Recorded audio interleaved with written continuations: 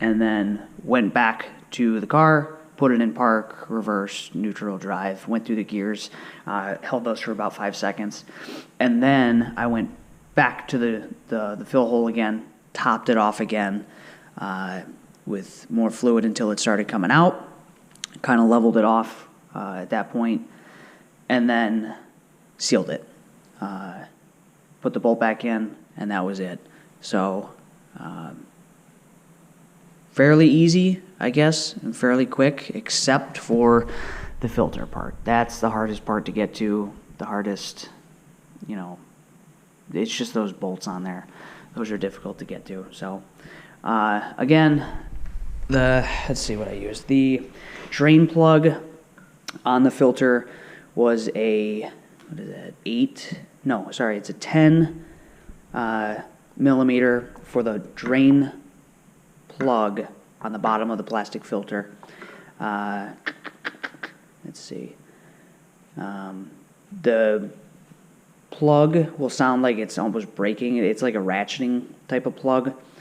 So once you get it out, you're not going to be breaking it. It'll all come out. But the 8 millimeter, what did I use the 8 millimeter for?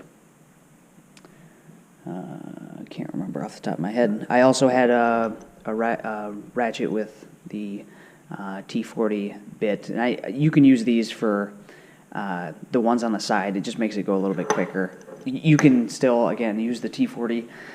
This one right here. Again, this is really all you need to get all those bolts out.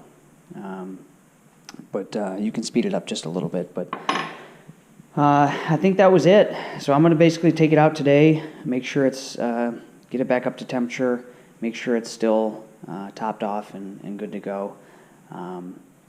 But the next time that I do this should go a little bit easier. Just need to replace the filter and some fluid. But you guys can do this yourself. It's not a huge ordeal to go through. I did use a jack stand to lift the car up a little bit to get myself a little bit more room.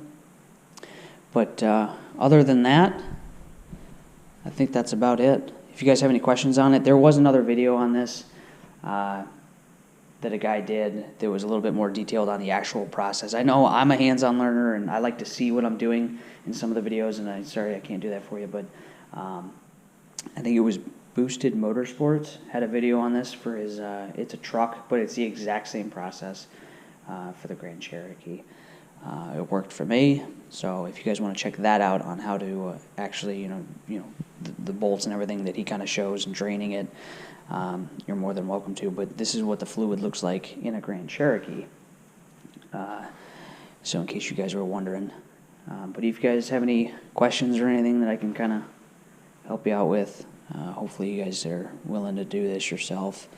I don't even want to know what it would cost at the dealership to get this done. Unless you guys just want to, you got the money to do it, you're more than welcome to, but you can do it yourself. But I am glad that this is swapped out because those magnets are pretty dirty.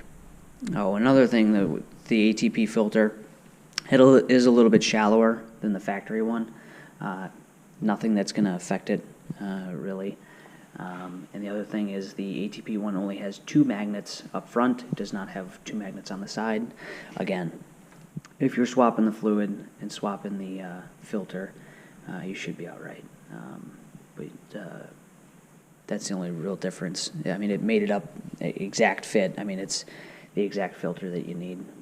It's just not exactly the same as far as the magnets. But again, if you guys have any questions, I'll try and help you out. But that's just basically the process for changing it out on a Grand Cherokee. So, good luck, guys.